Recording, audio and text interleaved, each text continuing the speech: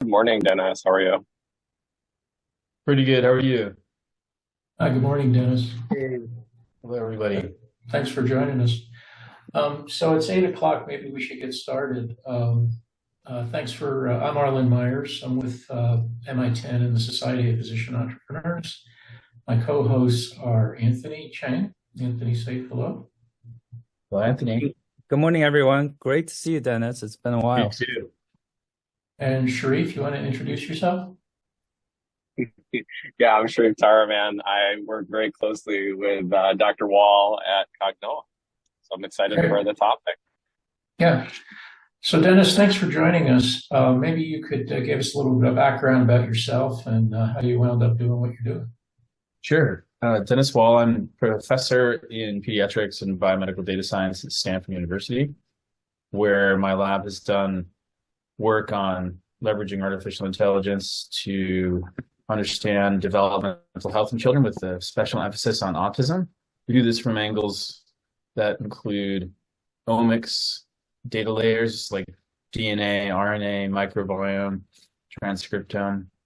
But we also do this from the lens of the phenotype and how we understand the manifestation of underlying potential genetic underpinnings for child developmental health. And that has led us to develop a number of different artificial intelligence solutions that use deep learning, computer vision, reinforcement learning, and other kinds of approaches. More recently, self-supervised learning to better identify the phenotype and better leverage artificial intelligence in the practice of medicine so we can find and diagnose kids sooner with autism, ADHD, speech and language, and other developmental concerns quick enough that we can develop therapies for them and give those therapies to them in the time windows where the impacts can be better realized.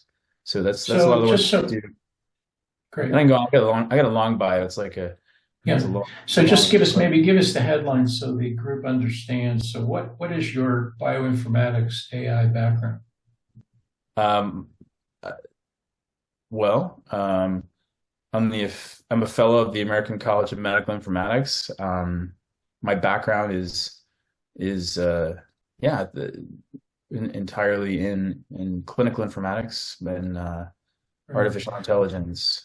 The question I was getting to is during these sessions, the question is frequently asked by clinicians who have an interest but not a formal background in artificial intelligence, let alone bioinformatics. I mean, it spans the gamut from I'm just interested and I want to learn more, and that's why I'm here, to masters at Stanford in computer science and et cetera, et cetera. So where are you on the spectrum? I mean, the computer spectrum. I'm speaking to a developmental I teach pediatrician. at Stanford. I've had illustrious students, including Dr. Anthony Chang was a student of mine at one point in time. I see. So you're And yeah. so I teach it, but but I do it too. Canvas DX is the product we developed at Cognoa, a company that Dr. Terriman and I work with. He's the CEO. I'm the Chief Officer of Science and Innovation. I see. Okay. Yes. Yeah. It's fair to say, well, you are a PhD in computer science. I'm a PhD in integrative biology from Berkeley, I see. University of California. Okay, Berkeley. great. So tell us the creation story. So given your background with Cognoa, obviously your background and Sharif's background informed your thinking about A, the problem, and B, the solution. So can you kind of briefly walk us through why you decided to do this? Sure. I think that in a lot of medicine, especially with diagnostics, the power is in the hands of the few. The empirical specialists who possess that intuition developed over time through training and experience that enables them to be very, very good at diagnosing, but they're a rare commodity. And even then, their outcomes can vary. They can be heterogeneous. And this is where artificial intelligence can step in. Artificial intelligence can be trained on hundreds of thousands of cases, many more cases than those rare commodities, those rare resources can see in their lifetime. even for the greatest specialists who are constantly receiving those cases, like, for example, Kawasaki's disease, a particular condition that manifests early in pediatrics and is very difficult to detect except by specialists. And even then, they can miss it, and if they miss it, it's quite bad. The outcomes are quite bad. These specialists, we can replicate them in artificial intelligence in some ways. We can actually capture a lot of what they do in the training and design of the artificial intelligence engine. So that's what Canvas DX actually does. It's been trained on hundreds of thousands of cases of outcomes from the administration of diagnostic assessments done by specialists who are rare and difficult to reach. And as a consequence of that enormous amount of training, we make the artificial intelligence tool that is embodied in Canvas DX aware of all of the diversities of the potential manifestations that might lead to an outcome of a positive for autism or not, but also might very much confuse a general practitioner who doesn't possess the skills. But with this AI, they can collaborate. With this AI, they can become a partner, and through that partnership, like a general pediatrician can partner with Canvas DX. Through that partnership, they can become a specialist, and we can replicate the power of the specialist across the world. So my understanding, I'm an ENT surgeon, so don't know a whole heck of a lot about that specialty, but my understanding is that people with autism or have a particular relationship to computers. In other words, they seem to do better when interacting with a computer. Is that the case? Sometimes, though not always. And I think what we early in development we try to do is pull the kids away from their tendencies to interact with asocial entities, whether it's a computer or other. Okay.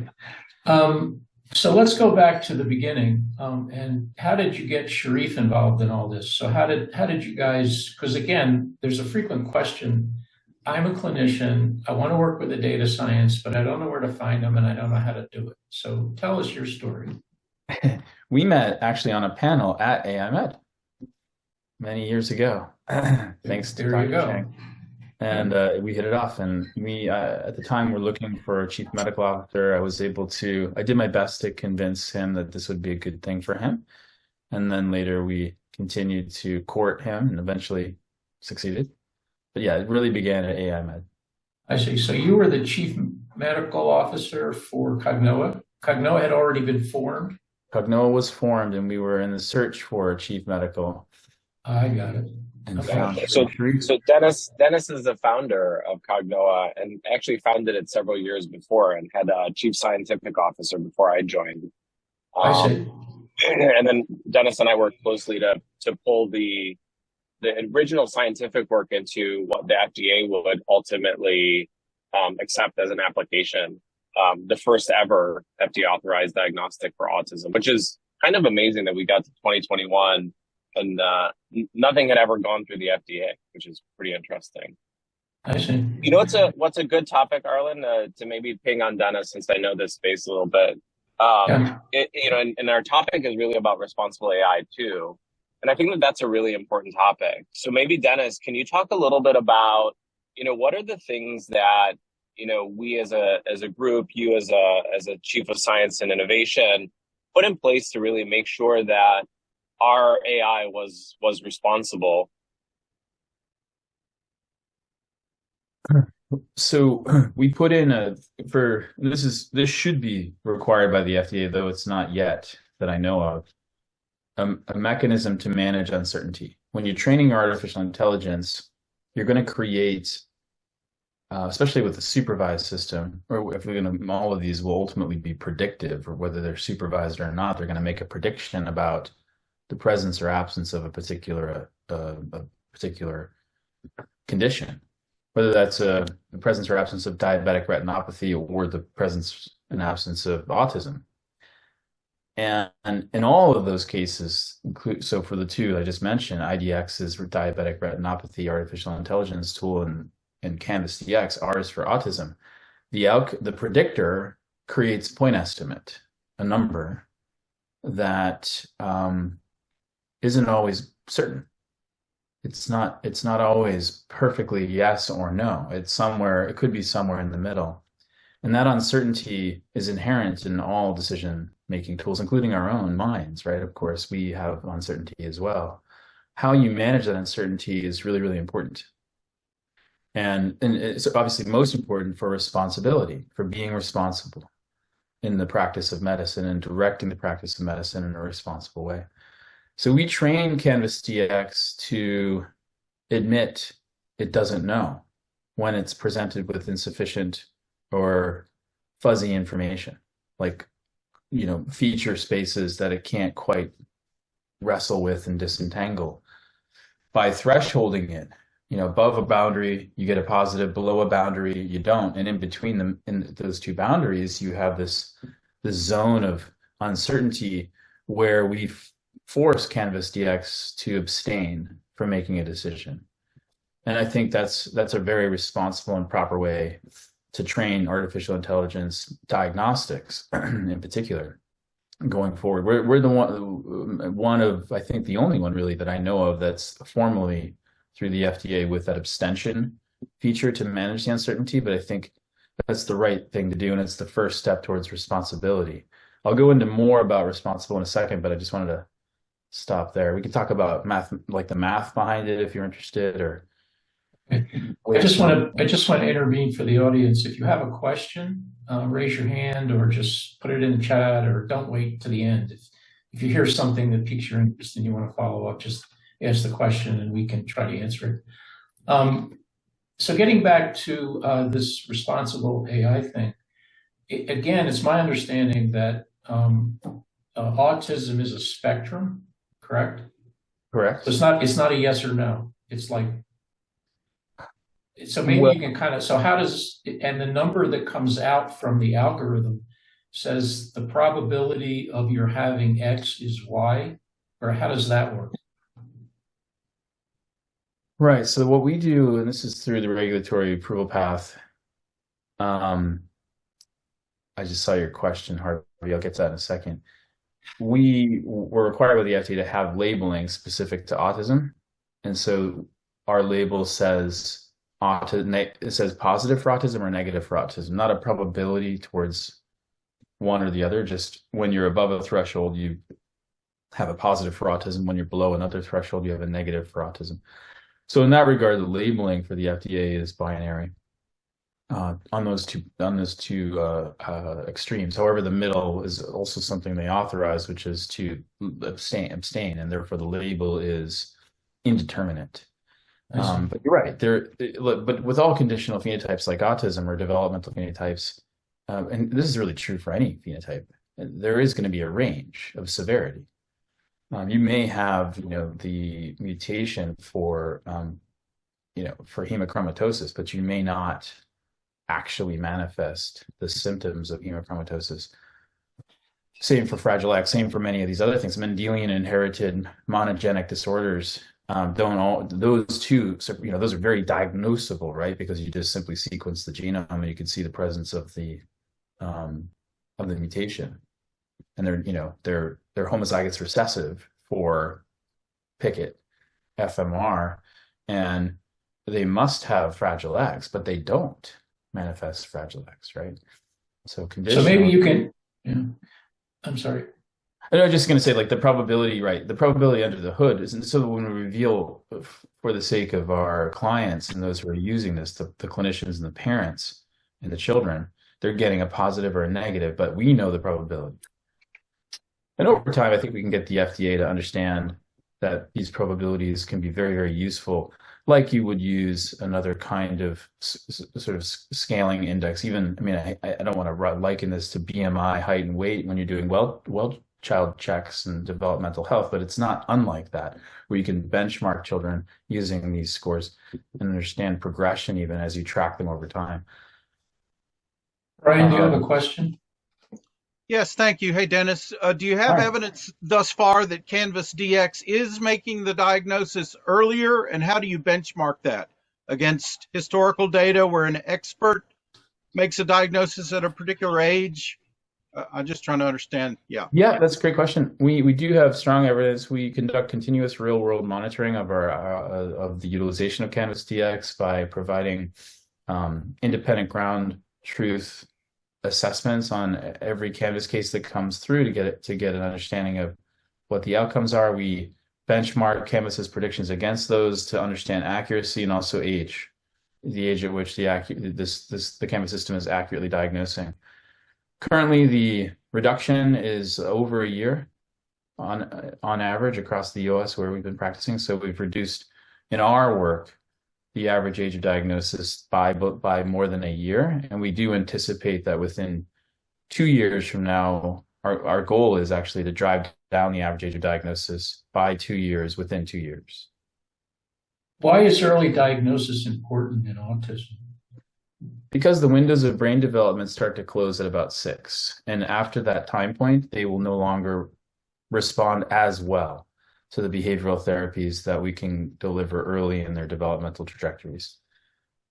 4 out of 10 kids, if diagnosed by between 18 and 36 months and treated thereafter, by the time they're between 5 and 7 years of age, 4 out of 10 of those kids will no longer have an autism diagnosis. Good. So maybe we could sort of pivot a little bit to the FDA process. So tell us what that's about, or what you had to go through as sort of an early pioneer. And more specifically, what were the issues and obstacles since you were dealing with kids? The FDA, we were a de novo instrument, and there, as Dr. Terham indicated, there were no other devices that had gone through the FDA before for any of any kind for an autism diagnostic approval path. And so, excuse me, as a de novo, the road was harder, bumpier, more rigorous. It took over 2 years to push the final data points through the FDA. We ran a rigorous double-blinded clinical trial. In that trial, we not only made sure to diversify across the United States to capture the general population and to ensure that we encompassed underrepresented groups with a special emphasis on race and ethnic categories that have been historically marginalized in the practice of medicine, developmental health, and developmental pediatrics to date. So 14 sites, 425 children assessed in the traditional methods by at least 2 independent clinical specialists. So all children were reviewed twice independently. If they didn't agree, the outcomes didn't agree, coming back to my point about even specialists can be heterogeneous, we would get a third to achieve a tie, to achieve an agreement. And we benchmarked against that. The predictions Canvas made were measured against the consensus outcome from at least 2 clinical specialists.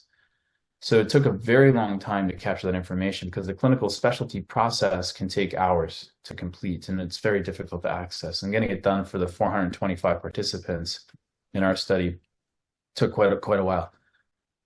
I hate to have to say this, but it was also partly during the pandemic, and so that also presented another challenge for us to complete recruitment, and so therefore it dragged on a little bit longer. But the FDA required us to hit metrics of positive and negative predictive values that they established based on the standard of care that has been in practice, the status quo, I should say, that has been in practice till today, till Canvas DX came on the scene. So we had a number to hit for NPV, which was about 85%, and a number to hit for PPV, which was surprisingly low, about 65%. That's where the traditional methods tend to perform.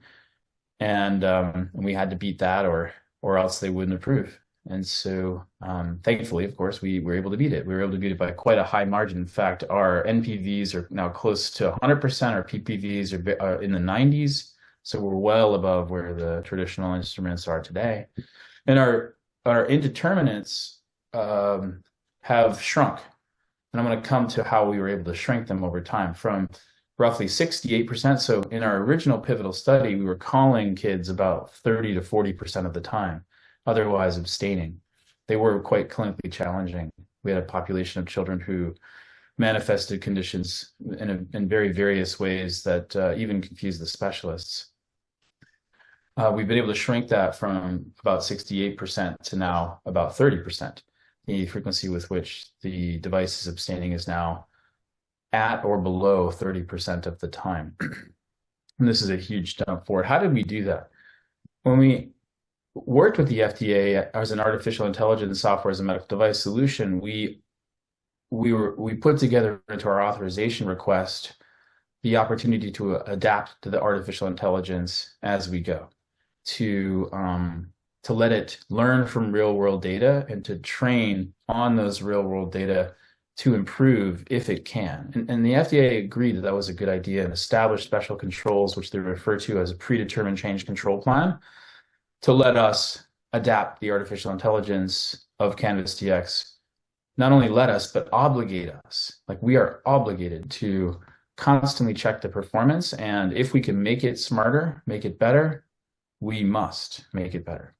And thankfully, we've been able to do that, maintaining these really high negative and positive predictive values while shrinking the frequency with which the device is abstaining from making a call.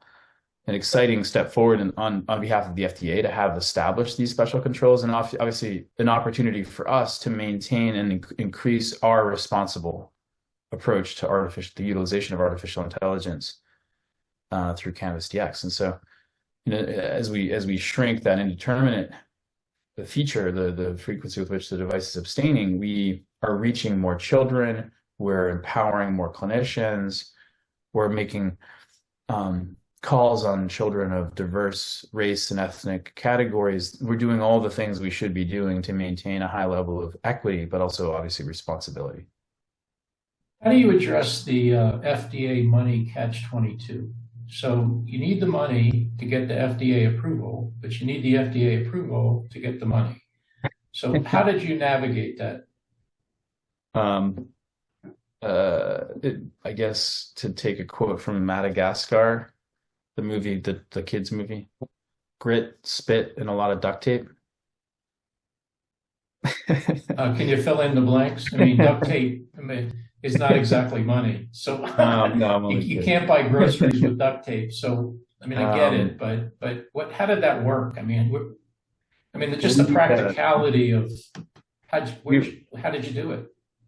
Well, we've been very grateful to have a visionary investor in Cognoa since I got it started. I should have mentioned in my background, I was a professor at Harvard before coming to Stanford, and at Harvard, I had the honor of meeting the venture firm that ultimately backs Cognoa, Morningside, led by Chang, and he saw a long-term vision in this solution, and he, for them as a venture group, a little bit unusual in thinking about this more of really a mission than a moneymaker. And so they've been able to back us, thankfully, and support us in the hard times. And some of these times that even through the FDA became very difficult times for us to have the funding in place to make it through. Right. That's a rare, that's not always common. So we're a little lucky in that regard. Hey, Arlen, can I just make a small point here? And even before I was in Dennis's class, so this was very objective.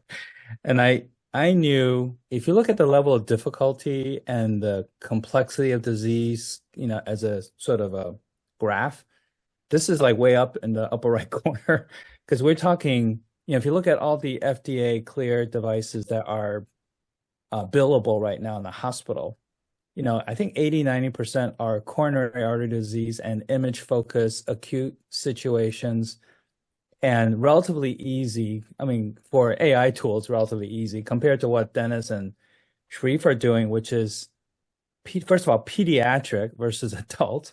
And then you have a non-imaging, and clinical entity. And then you add on top of that, this is more of a spectrum than like a coronary artery, disease. And then you add on top that this is very hard to, build in terms of a business case, because earlier autism, you have to convince payers that's more valuable to them. So just in terms of the level of difficulty, I want everyone to appreciate how difficult it is, not just from an AI perspective, but also from everything else in terms of the clinical settings and hospitals and getting this to be buildable and everything else. So that's why I think this is just a stellar story, because it shows that even if everything is difficult, it is still possible. So that's why I really like the story from Dennis and Sri so much. Dennis, yeah, maybe another good. Sorry, Arlen, real quick. Another good sort of point would be, maybe Dennis, can you talk a little bit about, obviously we're talking about this kind of like really complex phenotype that's being presented. So maybe you can talk a little bit about maybe just the software that's sort of unrelated to the algorithm and how it extracts data and shows it to clinicians.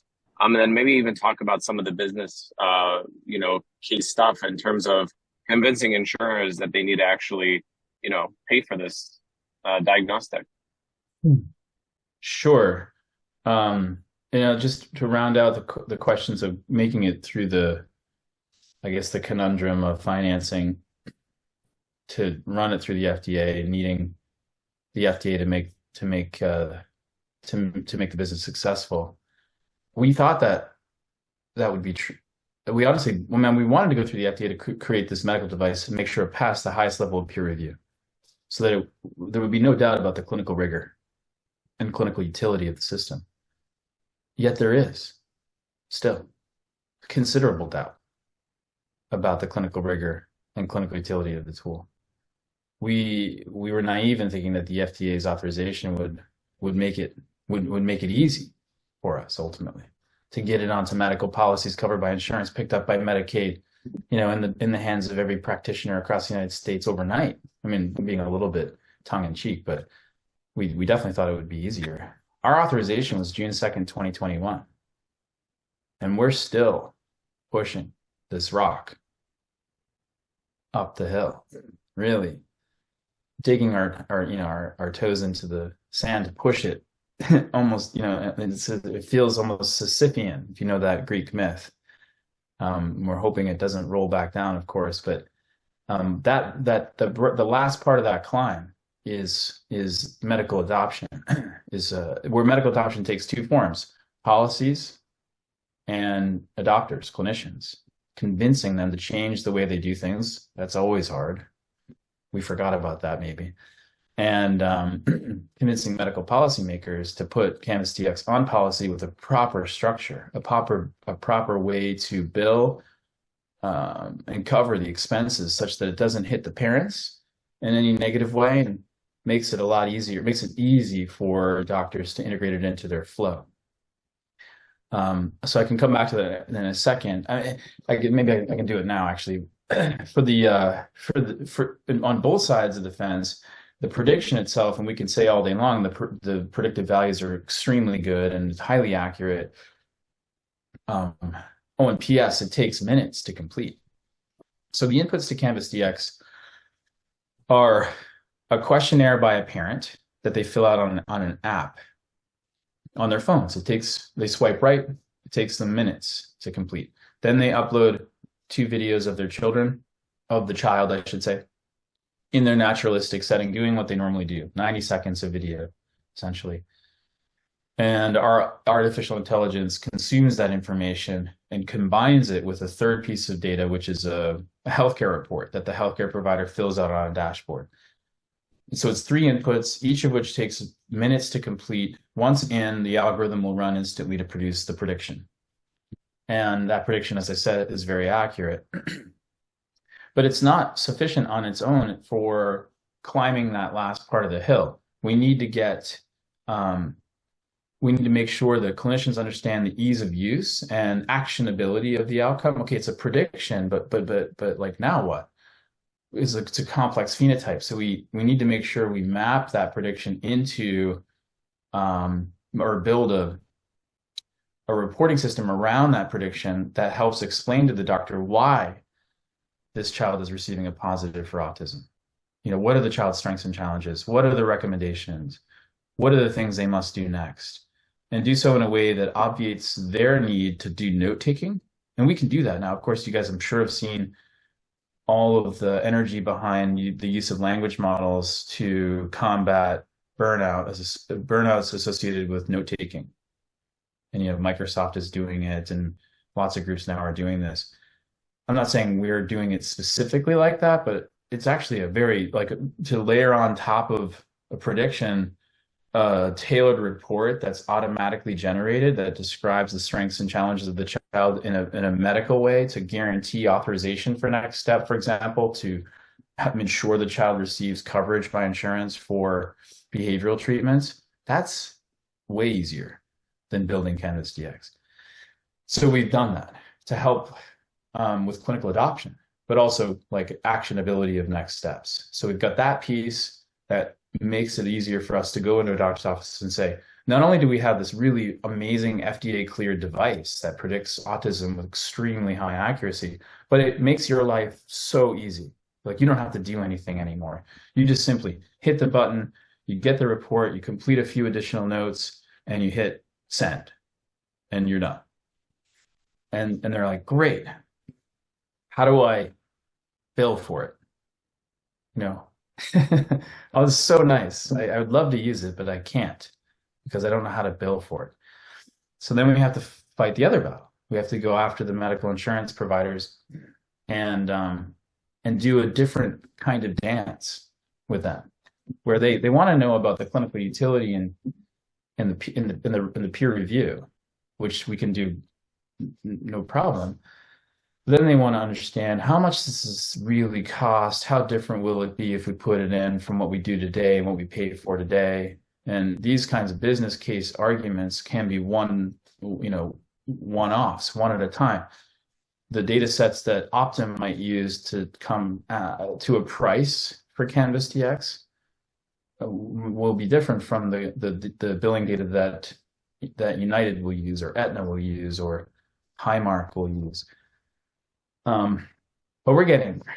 But it's a one-to-one battle. You probably have watched the business world of software as a medical device, digital devices, companies like Pear and Achille in digital therapeutics, and what they've tried to do in terms of generating or ensuring their tools are delivered to the populations who need them, but that their businesses can survive. And they've faced a really hard road. Anthony, if you have a question. Yeah, Dennis, I feel the pain you feel. So you have this brilliant tool that has trouble getting adopted. If you know or heard of Daniel Byrne, he can have lots of stories where he has great pediatric AI predictive models, but couldn't get people to use it or couldn't get people to understand it. So it's not only the business aspect, but also the user aspect. Sounds like it's more business aspect for you. But, in adult medicine with AI tools, and we have to argue about how you feel about this, but they tie the diagnosis to a therapy like a drug. Yeah. I'm sure you've thought about it, but how does Cognoa feel about that strategy? If you wouldn't mind sharing with us, that you may not want to, but no, I do. I want to. I chose Highmark as my last example in the laundry list of insurance plans that I mentioned on purpose, because Highmark went out. They're the pioneer. They put us on medical policy, and they did so with a fee schedule, a code that covers the cost of Canvas DX, like it would cover the cost of a drug, right? Like a code that it goes directly into the billing records. It has a price associated with it that's static, that pays the practices who use it. It covers the cost of Canvas and the cost of the time that they take to use Canvas. So it's a global fee, and they receive all of it. And now Cognoa can negotiate with these practices and establish a negotiation that makes it extremely mutually beneficial for let's say a pediatrician's office to use it, because they'll not only be able to see these kids and break through the bottlenecks that are the waiting lists. I should have mentioned this, by the way. Pause for a minute. Why are we doing autism care? Because we know we can impact the children if we detect them early, the 4 in 10 who progress to no longer qualify for an autism diagnosis. We know that, and we know that the average wait to get access to diagnostics today is over a year. Children are waiting for more than a year all across the United States. It's way worse in some places, 2 years or never for underrepresented groups, for example. And because of that, it's like the perfect storm that must be solved. We really must solve this problem. And so if we activate we go to the pediatricians and say, okay, you can now pull the kids off the waiting list and diagnose them, and you can make money doing this. Your practice can become, you can realize the benefits, the return on the investment in time you're going to make by using Canvas DX in ways that you haven't been able to do before. And so there is a financial incentive if they want it. We hope that more importantly, they're going to be incentivized by the opportunity to really help this population where before they have not, or not traditionally. Typically, the general peds will refer to specialists, and that's where the waiting lists exist. And they only get longer, of course, with referrals. And so if they take action in the moment using Canvas DX, coming back to the original comments I made about artificial intelligence being a collaborator in this ecosystem, Canvas collaborates with the pediatrician and enables them to diagnose. So medical benefit path, Anthony, is what we chose. We wanted to make sure that we go to insurance companies for medical policies that in the Highmark policies, it's like hardly any indications. I mean, very small, no pre-authorizations, very clean policy that can that is used. It can be used when parent identifies risk or doctor identifies risk, and that's it. Those are the barriers to entry. If there's a suspicion of concern, you can prescribe Canvas DX. Is this just to be clear, is this a diagnostic device or a therapeutic device or both? It's a Class 2 medical diagnostic device. Okay. Catherine, you had a just ask another question. So Dennis, what I meant earlier was, have you thought about going to let's say on the therapy side, as Arlen was suggesting, so that you couple with them? Yeah. And also direct to consumer even. I mean, some parents are very concerned about their children having autism. We have thought about them totally bundling care. And the therapies are largely behavioral therapies, like applied behavioral therapies that are known to be effective. And you might have seen especially in the private equity space, a surge of investments going into what's referred to as ABA.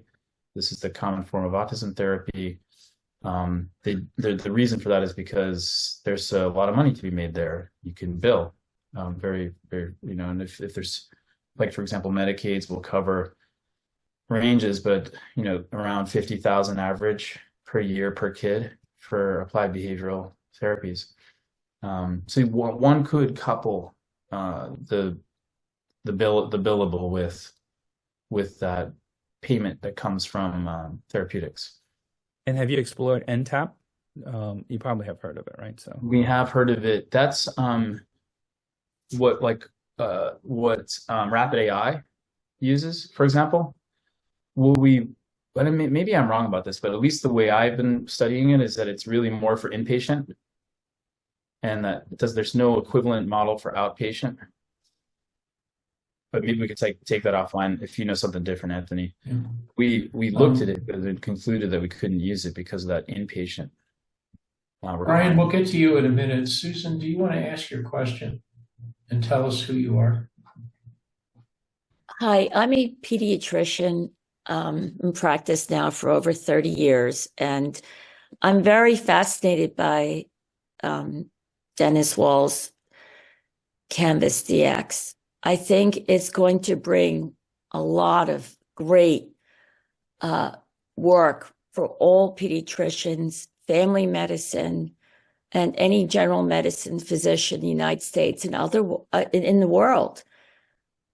How do we get the American Academy of Pediatrics or family physicians to go behind him and support his efforts? I think that that's really critical, because we all have to get involved together to bring early diagnostic measures for autism. So, Susan, let me ask you a question. Do you use this? I very much want to, but insurance is the issue. I see. So what's getting in the way, boots on the ground, is people aren't going to pay me to use it. Well, that's the problem. And I spoke with New York State Medicaid director about Canvas RX, Dr. Douglas Fish, and he said that he very much wants to go ahead and talk about it. However, he doesn't give me a definitive answer whether he would cover it or not. I think my wealthier patients are willing to pay for it, and I've spoken to a few of them. But my middle-class patients, it's a lot of money for them. How much money are we talking about, Dennis? What's it cost to use this? The insurance coverage for Canvas, the list price is $2,500 for Canvas DX. Wow. So that is so it's a lot of money. Yeah, the average cost out of pocket for a diagnostic evaluation for autism is about $3,000, some cases $5,000. I see. Thanks. Thanks, Susan, for doing that. Brian, do you have another question? And I'll get to Robin. Yeah, thank you for calling me again. So Sharif and Dennis, you got 3 outcomes: negative, positive, and indeterminate. I assume for negative and positive, it's more clear to know what to do or recommend that path. But for the indeterminates and kind of vis-a-vis this, we haven't talked about it in a while, but this risk that diagnostic studies, just like incidentalomas on imaging studies, would more or less kind of increase churn and costs in care. What are there specific second stage recommendations for the indeterminate bucket where additional testing would further edify the model prediction on a rerun? Or how do you manage that bucket? What's the forward to do for that group? Great question. If it's the simplest answer is to say it's somewhat dependent on the age of the child. So if it's a young child in a bilingual household, for example, at 18 months, the pediatrician will, or we recommend the clinical practitioner to watchfully wait and repeat Canvas DX in the next well child visit, for example, at 24 months, and see if the needle has moved to a definitive outcome of positive or negative.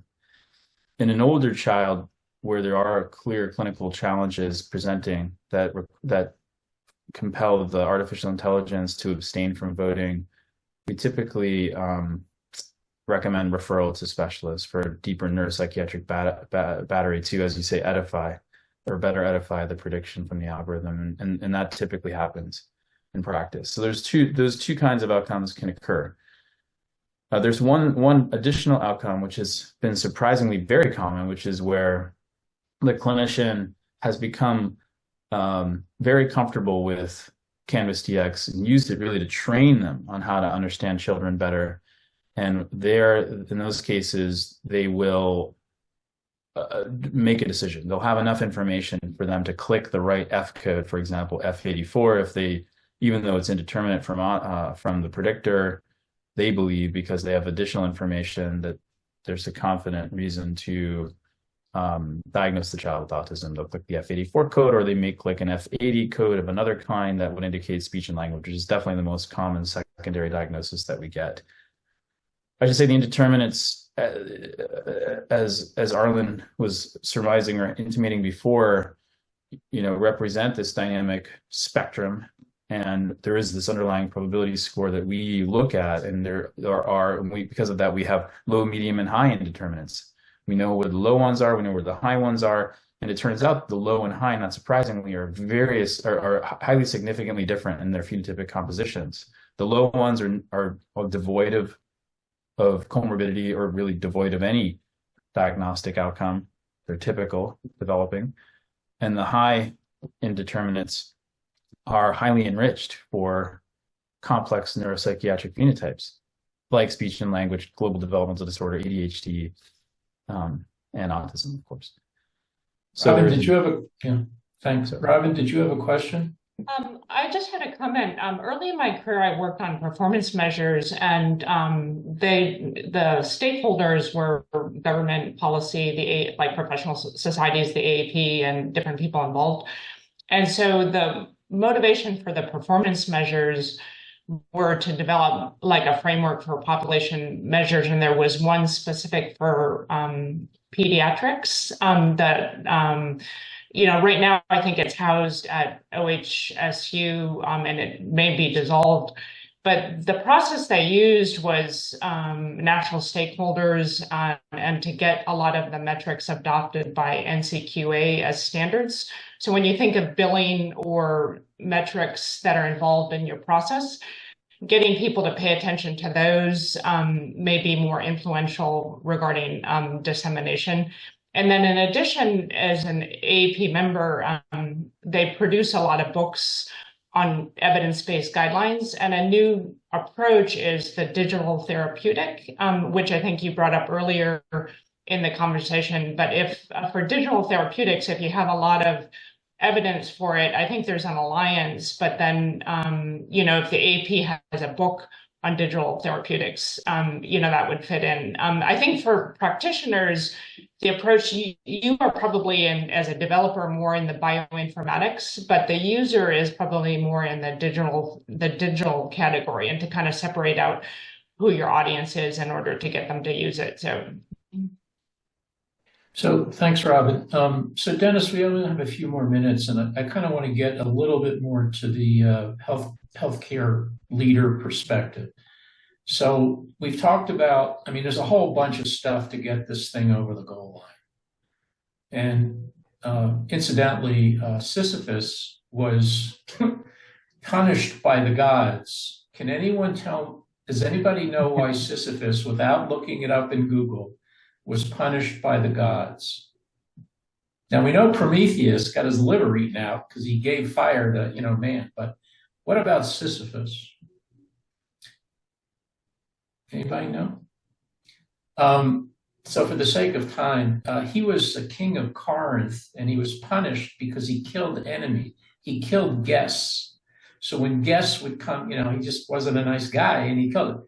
So the metaphor is, if you're not reaching out and being open with other people, even if you are, you're doomed to be pushing the rock up the hill, because these guys have been collaborating with all sorts of people. But it gets to the point that, if data scientists and clinicians and all the people in the ecosystem don't play nice together, things don't look pretty at the end of the day. But anyway, so let's go back. Let's go back and so given all of the steps that are required, product development, data, FDA approval, finding the money, overcoming the barriers to dissemination and implementation, getting people to pay for it, et cetera, et cetera, et cetera. What advice would you give to the people listening on this call who want to go down this road? I think I'm hoping that what we've been able to do paves a faster path for everyone who comes next. We're the first ever to do this. We're the first device that I know of anyways that's made it onto medical policy as a digital diagnostic that uses artificial intelligence, of course, but even just digital diagnostic period as a medical benefit, like the Highmark situation. That has never been done before. But I think in us doing it and proving that to the insurance companies that it does what they expected, which is what we are doing now in practice with Highmark, for example, getting to kids earlier, improving outcomes, therefore improving economics. It'll make it a lot easier for the next group to come along. My recommendation would be obviously to follow our path. I think our path was the right one, minus the bumpy. Well, of course, we made many missteps. Like we tried a different route with specialty pharmacy, for example, and that failed.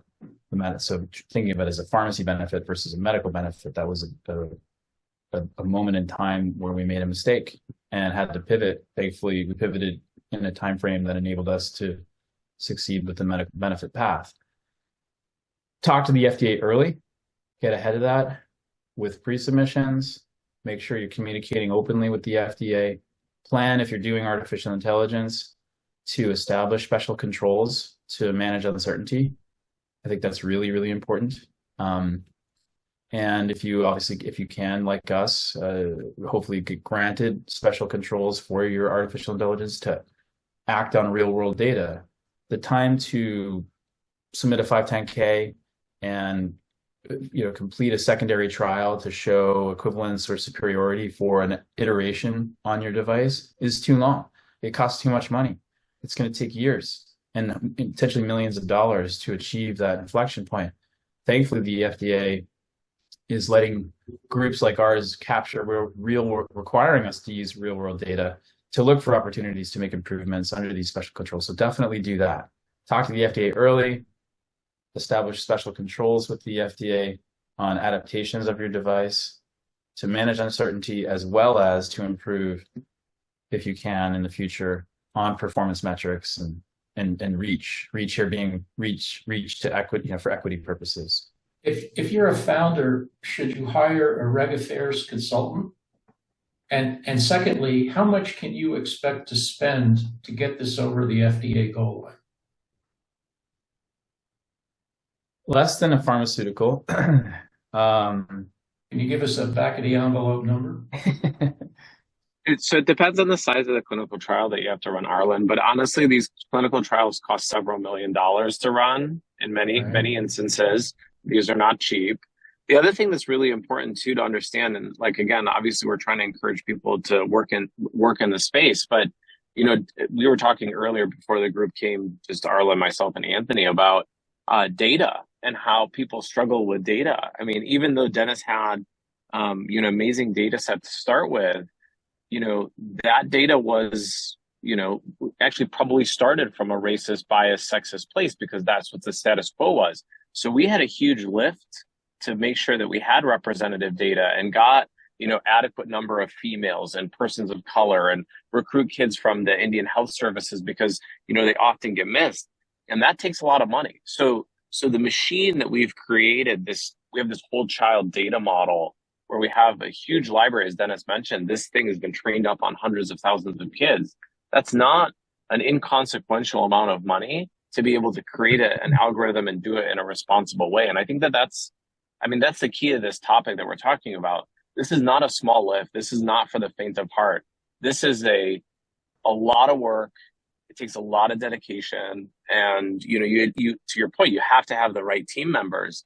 And if you don't have a good regulatory person, like we are very fortunate to have very good regulatory advisors supporting us in our navigating of the FDA. Because frankly, again, to this point, not a lot of people have done this before, right? I've been on the receiving side of the FDA, but I've never been on the passing side of the FDA prior to working at Cognoa and with Canvas DX.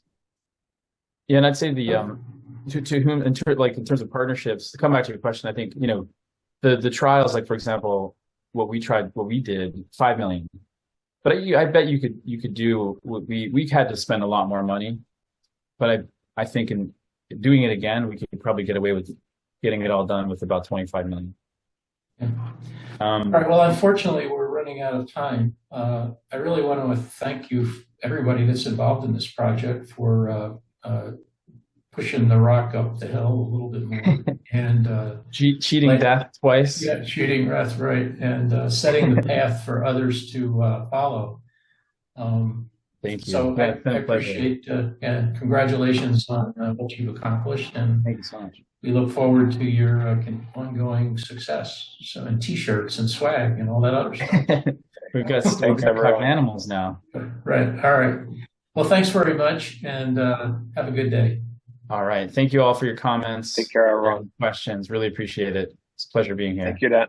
Thank you, Dennis. Thanks. Bye.